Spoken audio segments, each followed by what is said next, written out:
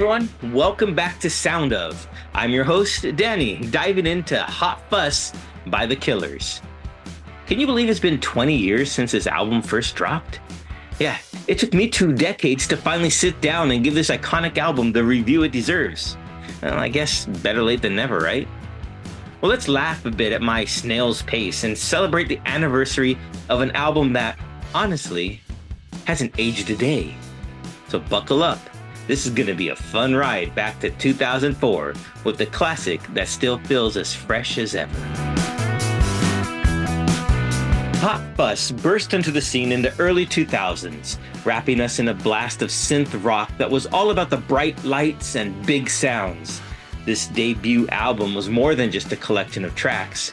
It was a neon-drenched journey that didn't just find its place in the music, it completely owned it. And yeah, it's left its mark that's hard to forget, not just on the charts, but on me and everyone else who hit play. It's like the Killers knew exactly what we needed to hear way before we did. So, the Killers, they started out right in the glitzy heart of Las Vegas, blending 80s vibes with rock in a way only they could. Think of that vintage punk spirit meeting modern melody. Their style, which is often categorized under the post-punk revival genre, harks back to the angst and attitude of 70s and 80s punk while infusing it with a modern melodic twist. This fusion created a sound that was both nostalgic and fresh, resonating with listeners across the globe. Songs like Mr. Brightside and Somebody Told Me exude the energy and allure of Las Vegas nightlife, with their upbeat tempos and tales of romantic intrigue. Meanwhile, all these things that I've done really goes big, you know?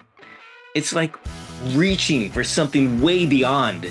Kind of like how Vegas dazzles you with all the glitz, but deep down, there's a lot more going on.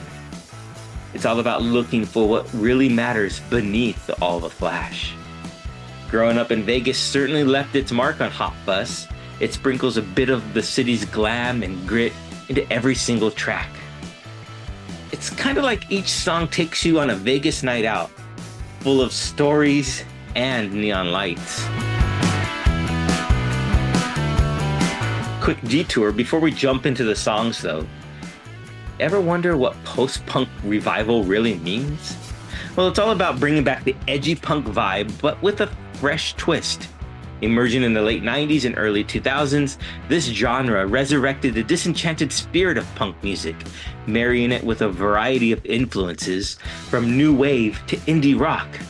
Bands like The Killers were at the forefront, reviving the genre's emotional depth and stylistic quirks for a new generation to enjoy.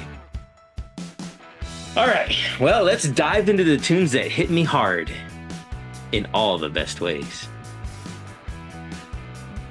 Jenny was a friend of mine. She really was. Not only opens Hot Fuss with a chilling confession, but also serves as a critical piece of the Killers' intriguing murder trilogy. This dark narrative weaves through their discography, telling a story of love, betrayal, and tragedy.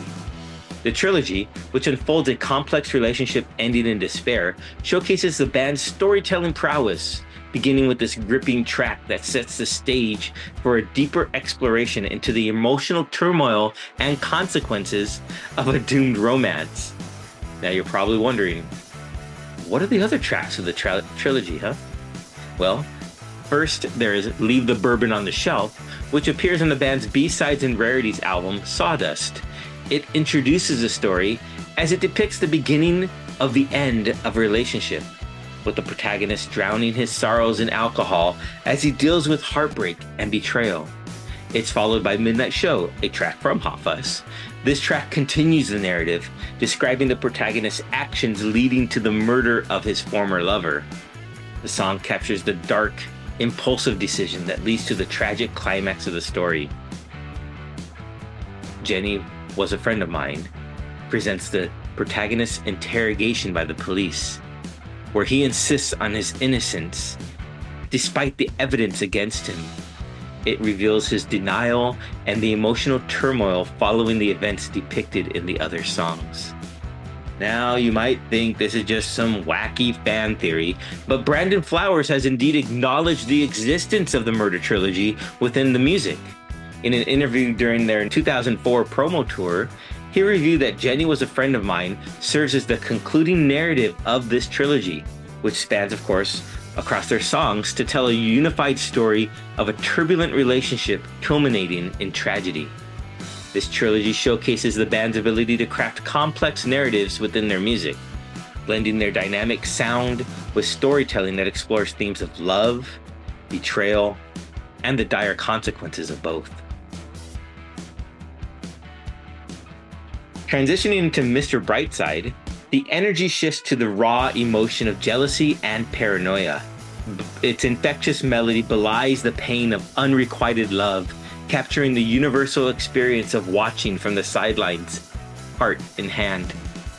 Mr. Brightside, in the Killer song, can symbolize anyone who has experienced jealousy or felt threatened by the possibility of losing a loved one to someone else.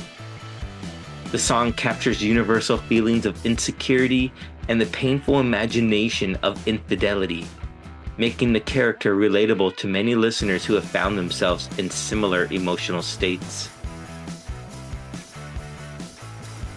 In Smile Like You Mean It, the Killers mix together fleeting moments, the bittersweet taste of youth slipping away, and that warm, fuzzy feeling of looking back. They're really nudging us to hold tight to the now, soaking in every second before it slips through our fingers. The song's reflective essence, paired with its melancholic, is that how you say that? Melancholic? I think so. Melody invites listeners into a deep contemplation of life's transient moments and the bittersweet nature of memories. Key lyrics like, "And someone is calling my name from the back of the restaurant," and "someone is playing a game in the house that I grew up in," evoke a strong sense of nostalgia, highlighting the inevitable progression of life and the importance of cherishing each moment. This track stands as a powerful reminder within the album's narrative, weaving a thread of reflection on the passage of time and the cherished yet fleeting nature of our experiences. Somebody Told Me burst through the quiet with a rush of energy, taking a dive into the twists and turns of today's love lives. It's all about the mess and mix-ups that comes from gossip and the things people say. Pretty much nails the crazy vibe of trying to figure out where you stand in a world full of whispers.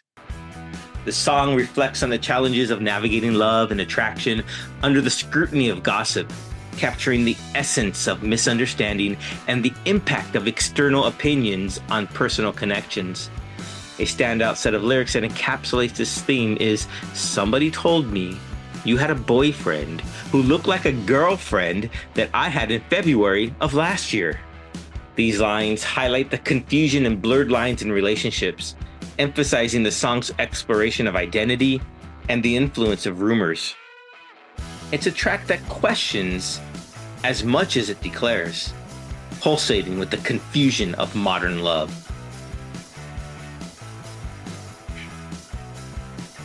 In all these things that I've done, a battle cry for perseverance and solidarity emerges, weaving a compelling narrative of perseverance and the quest for redemption through its emotional lyrics.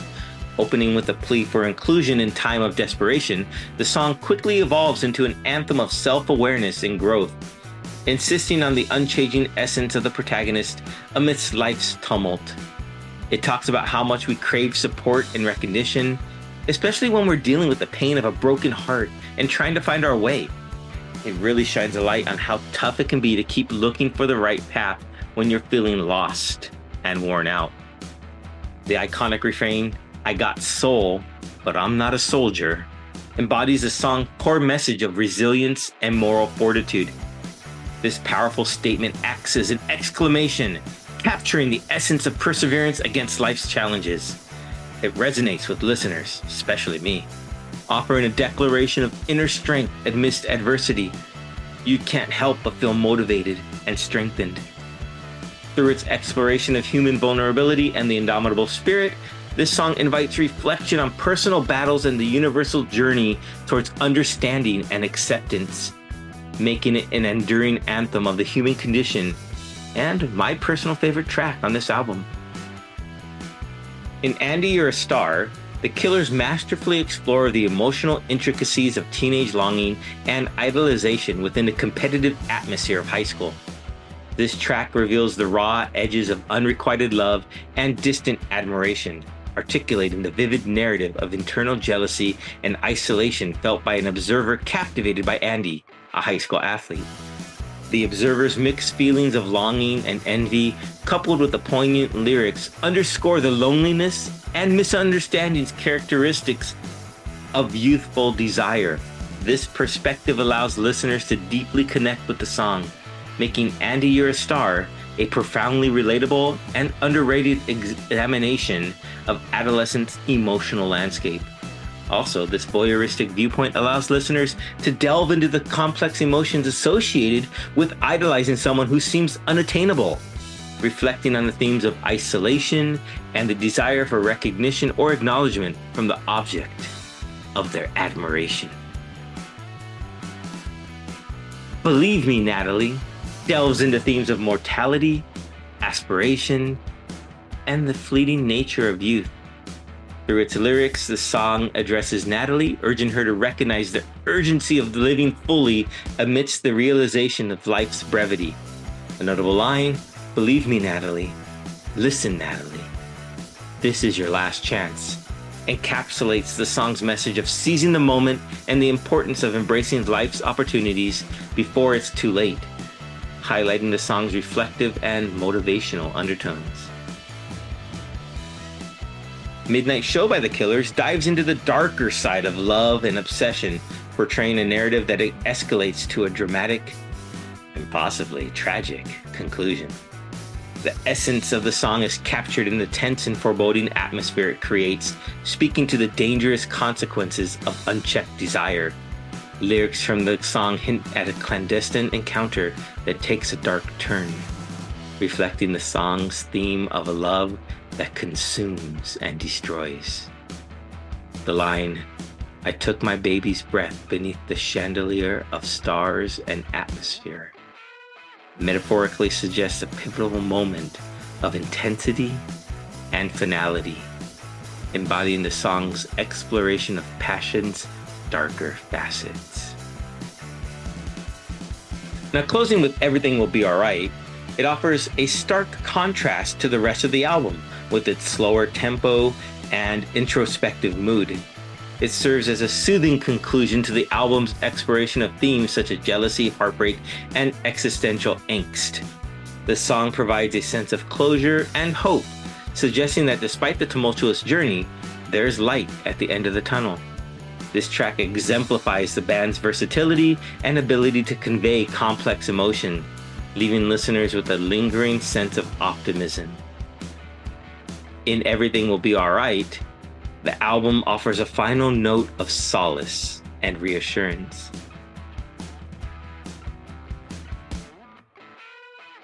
Hot Fuss really shows why the Killers are such a big deal in music.